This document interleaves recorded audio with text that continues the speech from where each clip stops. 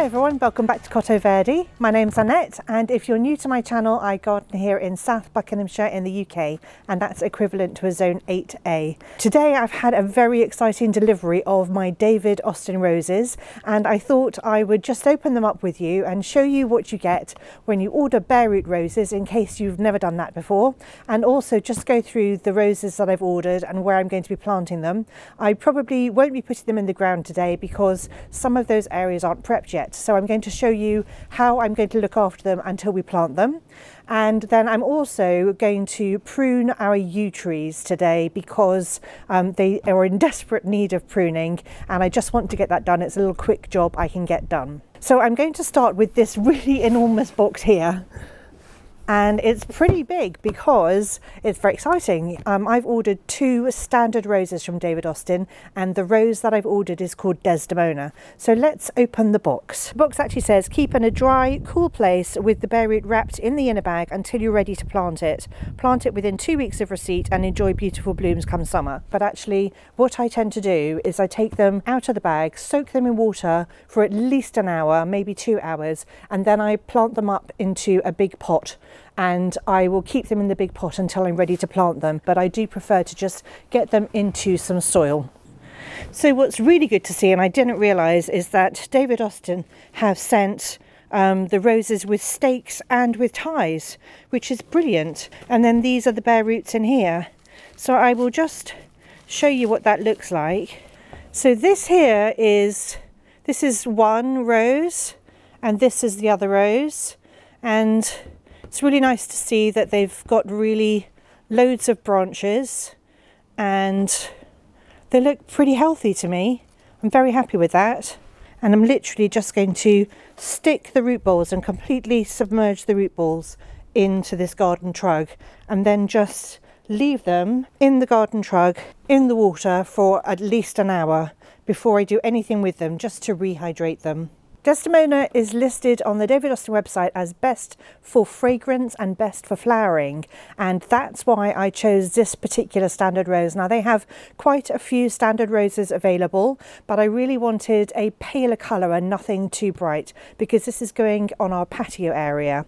And the reason that I'm planting standard roses in the patio bed is because we have some box balls there currently, and every year they get decimated by the box tree moth caterpillar. They just get eaten alive, and I'm fed up with them, and I keep saying I'm going to replace them, and I was originally going to replace them with something else evergreen, but I have been tempted by the standards from David Austin, and I really love this rose. I've always wanted Desdemona in my garden, and so I've decided to have Desdemona as the centre point in this flower bed. So Desdemona are going to grow, if you had them as a shrub, they'd grow to about 3.5 foot by 3.5 foot, and I think that's just over 1 metre by 1 metre. The fragrance is described as almond blossom, cucumber and lemon zest, and I think that sounds wonderful. It's a lovely old rose fragrance, and of course Desdemona is repeat flowering, which is vital if I'm going to have them as a sort of centerpiece in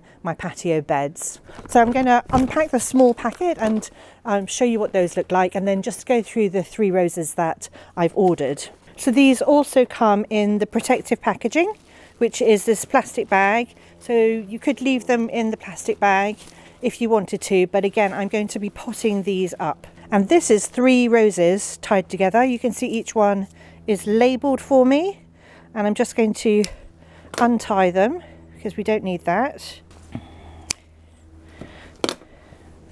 And I'm just going to put it in the same bucket over here. The first rose is called Wollerton Old Hall, and this is a wonderful climber. It's very fragrant. It's described as having a strong myrrh fragrance with hints of citrus, and I'm going to be growing that up a new pergola or arch that we're going to be putting in on our far flower bed. So it's going to grow up to 12 foot, which is nearly 4 meters, I think, which should definitely, cover one side of the climber. It's also good for shady areas, so I could put it on the north side of this archway, and it should do, absolutely, it should be fine on that side. And then maybe I could put a clematis on the other side or another climbing rose. So I'll probably plant it on the north side and then figure out what to plant on the other side at a later date. Woollerton Old Hall starts off with buds that have got flashes of red in them, and then it opens up into lovely soft apricot colours and then fades gently to a softer white towards the end of the bloom's life. The next rose I've got is called Bobby James, and I chose this one because it's this absolutely enormous rambling rose. I've never planted a rambling rose in my garden before. They kind of frighten me because I think they're so unruly, and I've always steered away from things that will only bloom once. But I really do want to try my hand at growing a rambling rose, and I think because this one is so big and so floriferous, it's going to be the perfect addition to my garden. So Bobby James is described on the David Austin website as being exceptionally tall. It grows to 35 foot, which is about 10 meters, so that is huge. The flowers on these are white. They've got really yellow stamens, but they're white and they're very little, and on one website it's described as having, you know, very heavy heads that are full of blooms. So I'm really looking forward to having a rambling rose. I'm very excited about it, and let's just see how it goes. I don't know whether I mentioned this already, but it is only going to flower once, and that is probably another reason why I haven't planted rambling roses. I like my plants to work really hard and I like flowers. Or the other reason that I chose Bobby James is because it has masses of orange hips after it's finished flowering, and I think those are going to be really useful. First of all, they'll look really pretty afterwards as they turn to colour and, you know, in the autumn, but I also think they'll be really handy for flower arrangements and things like that, and bringing them indoors for decorations in the autumn and winter. And obviously it's good for the wildlife too if they've got some nice rose hips. So the final rose that I was tempted to buy, I was influenced by somebody called Sarah Raven, and if you're not from the UK then you probably haven't heard of Sarah Raven, but she's this wonderful gardener who has a beautiful garden, and she sells you know, plants and all garden sundries, and a lot of her products are really stunning. But she influenced me to buy this rose because she said it was one of the first roses she fell in love with. It's called Felicia, or Felicia, I'm not sure how to pronounce it, but it's a quintessentially English garden rose, and I think that sounds perfect for my English country garden that I have here. So it's very informal. It's not like the more modern shrub roses. It's kind of a little bit messy maybe. It has a lovely musky fragrance. It flowers repeatedly through the season. It's a lovely pink rose with slightly deeper coloured centres. And I'm not sure what else to say about it except that I'm looking forward to having a little bit of informality in my flower beds, and so that's the reason that I've chosen that rose, because quintessentially English just sounded perfect to me, and I don't mind a little bit of mess and higgledy-piggledy in my garden. Now that my roses are sitting in water, I'm going to leave them be for an hour or two, and then I will pot them up into pots, and meanwhile I'm going to go and prune my yew tree. These are the two yew trees either side of a pathway here, some steps, and what I want to do eventually is have them growing over to form an arch. And this tree was planted at exactly the same time as this one, but it started struggling a bit, and then we found it was in the wrong place. So if you've seen my previous videos, you'll see that we moved this one, and it's still not desperately happy. So I have every confidence that this one is going to be fine, but this one is still struggling. I'm hoping that next year, now that it's bedded in a bit, it will do better and start growing. I also really hope that the colours start matching up a bit better, because the colours are a bit different. Anyway, this is the yew tree that I'm going to be pruning today, and because I want it to form this archway, it's now so wide that I need to cut it back in a straight line at the bottom, and then start bending the branch over at the top. I've been waiting for it to get more like 8 foot tall so that we can bend it over, because obviously people need to be able to walk through there. Hopefully you can see that it's definitely tall enough to start being able to sort of train the top of it, bend it over, but I really need to cut this back, and I just kind of want the sides, it's going to look a bit odd for a few years, but I want the sides to be straight so that it eventually forms this archway. Now I don't know if this is the professional way to do it, I don't know whether that's how everyone else would do it, but this is how I'm doing it, and this is how we've been growing this tree. So what I'm going to do is put something at the bottom to catch all the debris, and then I'm going to use one of these 3 tools. So I've got some large shears, I've got some smaller shears, and then I've got this lovely Bosch thing here. I'll link all these products below if you're interested in any of them, but I trust all of these to do a really good job for me, and I really enjoy using them. So this is not an advert in any way, shape or form. I do get a tiny bit of commission, but it doesn't cost you any extra if you click on one of my links. Anyway, I'm going to just get pruning now. So I'm starting off with my Dalek shears here. The first thing I am going to do though is just make sure there aren't any birds' nests anywhere in the tree. It's really important just to have a check, even though birds don't tend to be nesting at this time of year. Just have a really good route around and make sure you're not disturbing any of the wildlife. But no, there's nothing in there. So I'm literally just going to start trying to make a straight line here on the edge of this border.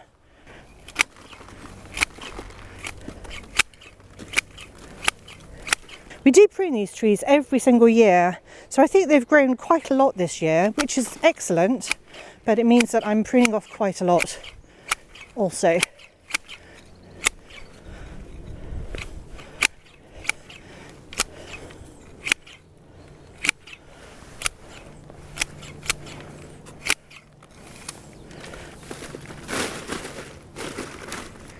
So I'm literally just making a straight line up from this path.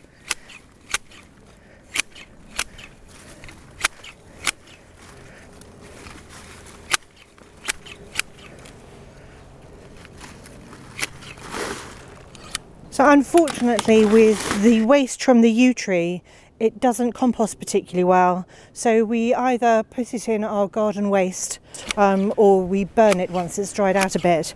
But I'm not going to put it on the compost. I mean, you could chop it up really small and it might compost faster, but we don't bother doing that anymore because it just takes too long to compost.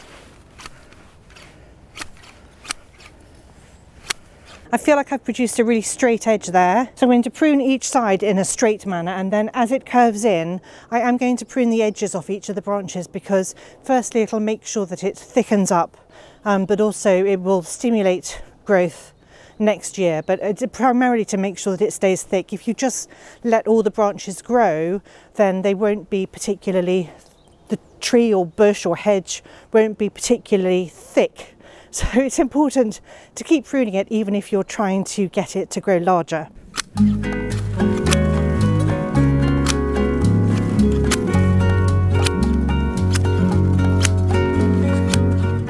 If you've got a hedge trimmer, you could probably use a hedge trimmer to do this, but I prefer to do it by hand. It's also really important when you're pruning things to stand back and take a look at what you've done before you get too carried away, just to make sure that you're doing exactly what you want to do.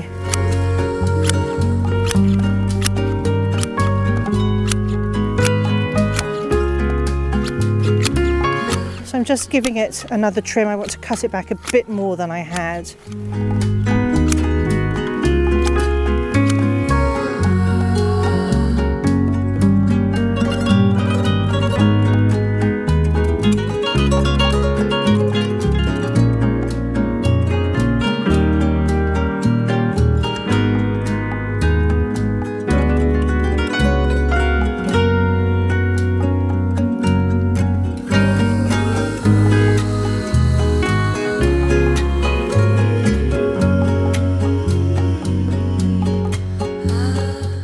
It's actually looking like it's slightly wonky, but I don't think it is. So this side is obviously going to become straight before this side, that's all. But it's actually, you know, going up in a straight line here. I don't know if you can see that, but I feel like I've done a really good job in straightening up the bottom into, this is its final shape, and that's how big it's going to be at the bottom. And now I just need the top to fill out. So what I'm going to do is just prune the edges, or in fact we get Richard too, because he's a bit taller and it's a little bit tall for me, but just literally take the tips off the top of those branches, so that stimulates growth next year, but also it's just going to neaten it up and make it a little bit bushier, because each time you cut it's going to produce side shoots. I think it's a little easier to see from this distance that I have neatened everything up. Haven't touched this one here. We're debating currently, Richard and I, about whether we're going to replace it or not. But we didn't take anything off the very top here at all, because as I said, I want to start training that, bending it over. We'll probably do that next year. So do subscribe to my channel and follow along if you'd like to see how we train it to form an arch next year.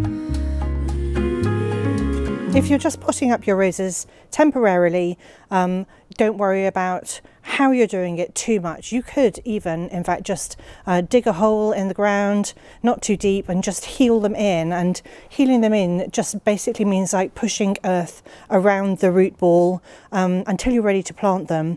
But I prefer to put them in pots and excuse me, that way I can keep an eye on them. Plus my beds are still full of dahlias. So I'm putting the roses into pots temporarily until we're ready to plant them in the next few weeks. I'm just using ordinary multi-purpose peat-free compost, and I'll just show you how I'm doing it. I've put some compost in the pots already, and then I'm just going to take each rose and plop them in. Now these pots aren't very deep, but because they're only going to be in here a short time, I'm just sort of going to push the root balls down. I mean, they're pretty deep, they're quite large containers, but these roots from David Austin, you always get a really good root ball. And then I'm just going to tip some compost on top of the root ball.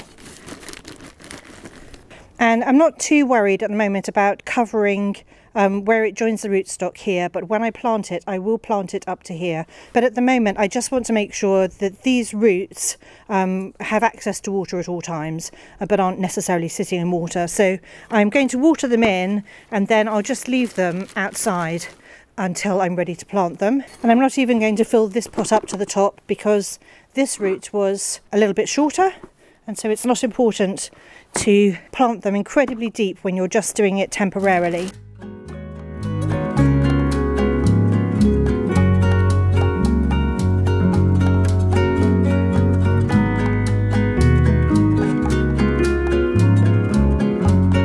So these are the standards. I'm putting them in slightly bigger pots.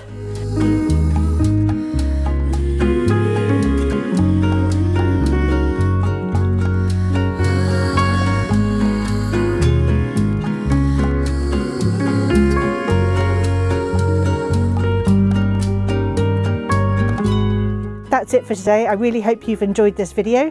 Thank you so much for joining me, and I'll see you all next time. So I will top that bucket up again because they're not quite covered in the bucket. Bleeding, of course. That tasted of mud too. Blood and mud. So the reason I chose Wollerton